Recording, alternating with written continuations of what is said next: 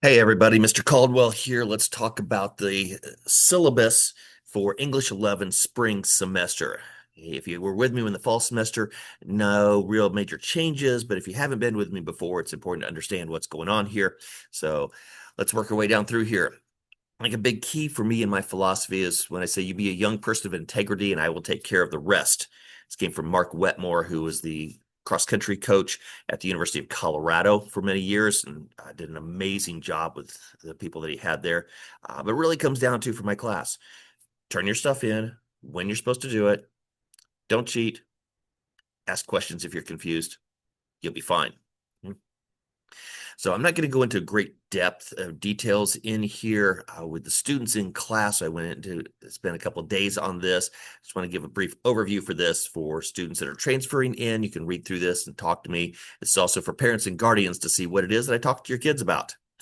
And this document is available in Google Classroom. So if you want to see it more in depth or spend some more time with it, please ask your child to share their Google Classroom and pull that up and you can go over it with them, or I can email it to you as well. So I do have a list of skills here. And yes, I did use ChatGPT because I think there's some place for AI to be taught ethically, ethical use of that in here.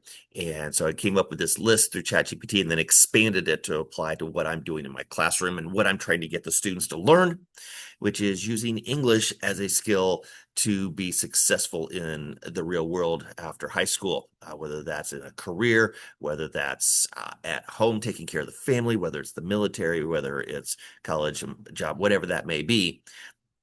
This crosses lines of all kinds of areas that you need to be able to be doing to be successful. Okay? Big things for me that I'm pushing is time management, organization, self-motivation, personal responsibility. So when I put requirements out there for assignments, some of them don't always have a real clear rubric because I want them to explain to me what they know. I'm not looking for specific sentences. I'm looking for words and concepts that tell me they've got this, but you can explain it in your own words, which means you truly understand it. Okay? And then making sure you're meeting deadlines. And I'm always very clear with what those may be. So I'm going to just scroll down through these here. You can take a glance at them real quickly for that. My classroom rules, follow all the CHS rules. If I update the syllabus, I will let students know. I'm not going to pop a surprise quiz on them or anything like that. I'm very clear with what my expectations are. No surprises for that. If a student feels like something has been graded incorrectly or I missed a grade going from Google Classroom to PowerSchool, that happens sometimes, or I put the number in wrong, please ask. Okay? You've got to talk to me about these things so that I know what to do and I'll explain what's going on. Sometimes I just miss a number. I flip the numbers in there and I will gladly correct mistakes if I know that they're there. But you have to talk to me, come see me. Oftentimes I will have the student email me then after that so that I have it in my to-do list, but I will get to that rather quickly for there if I can't do it immediately. Okay. Okay. So use the golden rule, treat others how you want to be treated, kindness and respect for all of those. By the way, quick side note, all these rules were over a couple of years developed by my students, and I did it individually each semester, and the rules always were pretty much the same. So this isn't Mr. Caldwell saying you should do these things. These are 11th grade students repeatedly saying these are the things that need to be done in a classroom for it to be successful. So being prepared for class, having your homework done, Chromebook charged, and all that. Okay? Again, increasing your level of personal responsibility, challenging you to think creatively and independently. Okay? But at the end there, big key. Communication is key, but must be two-way flow. I'm going to give you lots of information. I'm going to be clear with deadlines. I'm going to be clear with expectations. But if you're struggling with something, you have to tell me. If you have a problem and don't tell me, it's not my problem. But as soon as you tell me, that's a solution that I've got to find. And I look forward to finding solutions. It just means that I didn't do a good enough job.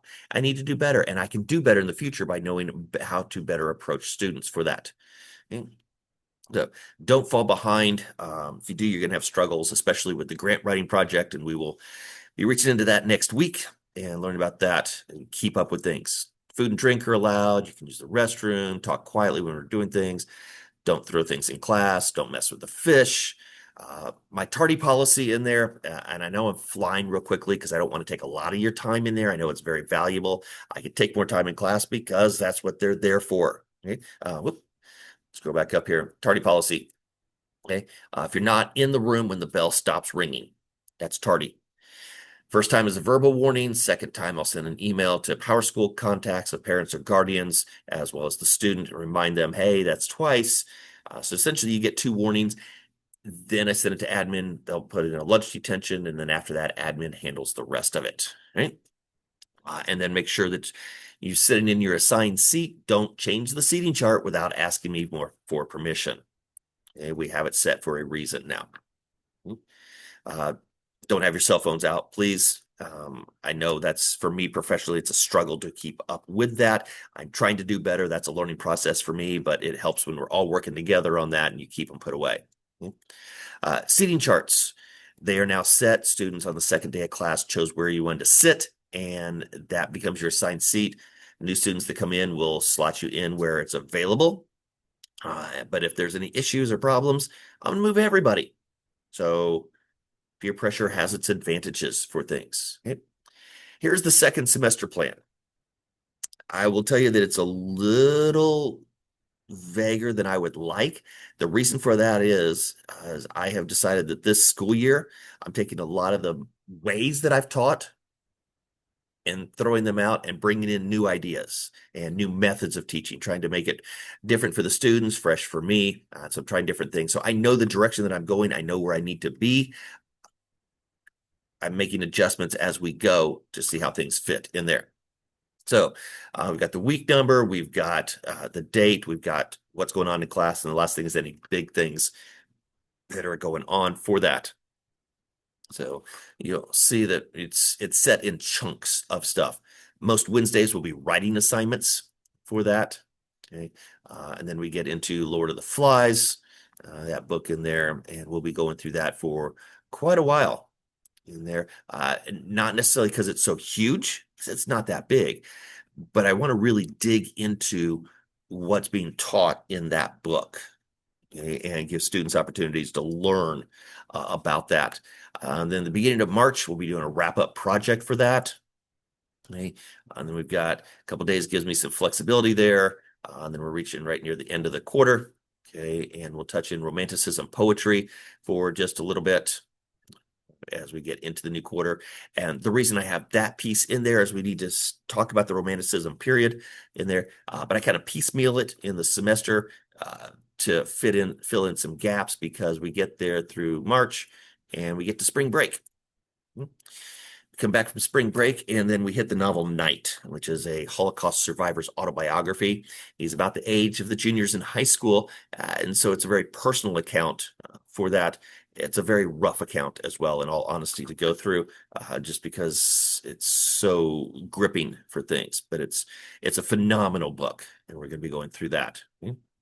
So just scanning quickly down through here, getting through the night stuff. And then near the end of the semester, we got some stuff with, again, romanticism period. We're probably going to hit things like Edgar Allan Poe and stuff with that. And then all of a sudden, we're done. So that's the semester right there. Okay. If you have missing assignments, you can turn them in, or you turn missing assignments in late. We'll talk about that in a minute. But at the end of the quarter, if you have 0 missing assignments, you'll get 10 extra credit points, and you'll lose one of those extra credit points for every missing assignment. To me, extra credit means that you've done the credit. Now you can do extra. You're not going to get extra credit to bring up a failing grade just as an extra assignment. It's the extra beyond the credit. Okay. Spartan tickets in there. So rewarding students for doing outstanding special things that they're supposed to do, or dressing up and participating in any spirit days. Grand Spring semester doesn't have a lot of those, but we'll work on it. All right, my late policy. Huge thing to understand in here for how I function with stuff. Okay?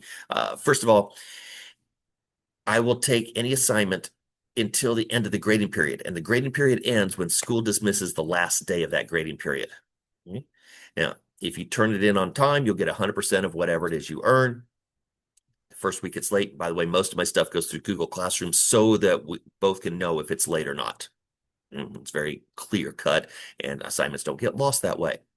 But the first week it's late, 65% is the best you could do. The second week is 60%, 2 weeks and beyond to the end of the grading period, 50% that you can earn. Okay. All right. There's a warning for me to be moving on. All right. Book project we'll talk about in a different video, so I'm not going to expand on that. IXLs, so we'll expand more on that when I get to that section, but they can earn 16 points and 2 extra credit points. If they're late, lose some points, and you can't earn the extra credit on it. Okay, that's a reward for doing it correctly when you're supposed to. Okay, and then media center visits, we'll touch base on that here in just a few minutes, but the point breakdown matches what it would normally be for the percentages in there. Okay, so there we go. All right, so if a student is absent, I'm going to, as quickly as possible that day, put in their assignment 0, missing, and late. Excuse me, 0 missing and absent. Sorry, make sure I get that right. 0 missing and absent if a student is absent. Okay.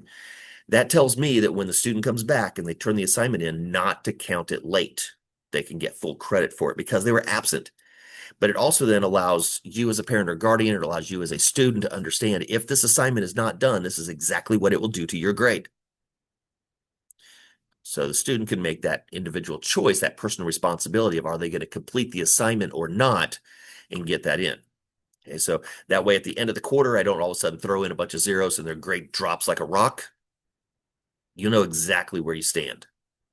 Be very clear and upfront with those grades. Right, book projects, as I said, I talk about that in a different video and expand on that, so I'm not going to really dig on that. Media center visits, we'll go up there about every 2.5 weeks to be able to renew books.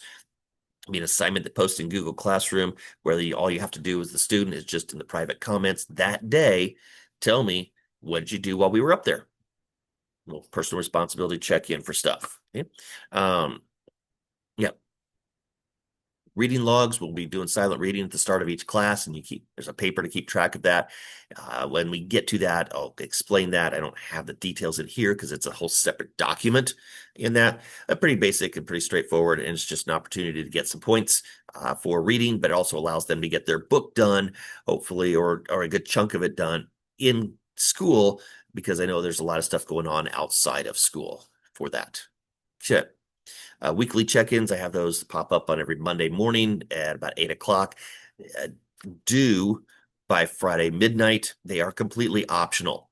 The students don't have to do it, but it's a chance for them to tell me struggles that they've got going on in their life, challenges, opportunities, successes, any of those things, just to make me aware of them or that they want to communicate about some stuff. There's the IXLs. Okay. I have all of them for the entire semester already posted in Google Classroom, and students can work ahead. I'm perfectly okay with that.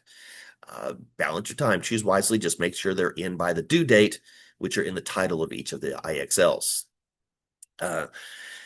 Letter M is the level that we're at. 80% mastery is the goal. Once they reach that level, then they will screen capture the score, attach it to the assignment, and submit the assignment. I'm not going into IXL and tracking down everybody and all the different assignments. The students must be personally responsible to show me how they did. Okay. If they have questions, come see me, come see Mr. House. We can help you with those. That's not a problem. And anything above 80% counts as extra credit in there. Okay. And so if you look in Google Classroom, there's an explanation of how I do that calculation. I'll do the math. Student does the assignment.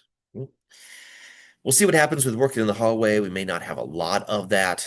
It just depends on the size of the class and behavior of the students or the student, if they're allowed out there. All right. Students will have a chance in the semester to help with some feedback for the Rosie Book Awards. That'll happen end of February, 1st of March, somewhere into there. The plagiarism, really this goes into the AI, and I have a separate video on that talking specifically about my policy for things to be aware of. But if you use another source, cite it. Don't claim it as your own. Okay, so I'm not going to expand on this because I do the AI stuff in a separate video. So just to save time, I get here before school about 7 o'clock. So if a student wants to meet, they can email me and we can schedule a time and I can let them in the door and we can meet, talk about that. Excuse me. My prep period is second. We have impact for those students that are here and not at the Career Center. They can come and work. or after school, depending on what's going on. Uh, if I stay around, I may have to leave early because of an academic team competition, but I'm usually here till 4:30. Sometimes I got to leave about 4 to get to my son's basketball games. Um, but those are available as all have to be balanced as well with coaching and competing for the speech and debate team and for coaching the English academic team in there. So, but I will get to you quickly, answer emails, and help you as much as possible. Okay. Writing Wednesdays, we'll have more details in a grant project video once we get to that. I'm going to talk about it some here, and then from the recording of this video next week, we'll start in on that, and you'll have individual videos. But most Wednesdays will have something to do with writing. And I do that so we don't have this huge multi-week chunk of writing that I piecemeal it throughout the semester to work on that skill. So it's not overwhelming for the student. It's not also overwhelming for me as a grader that I can get grades returned rather quickly for that. Okay. But some of this does carry over into this cross quarter, so they've got to keep up with that. Okay. And then I just have some explanations of the books that we're going through this semester. So that is the end of the explanation for my syllabus. Hopefully that was useful for you. And if you got questions, please contact me. But that's it. Have a great day. So now I got to make this end, right? There we go.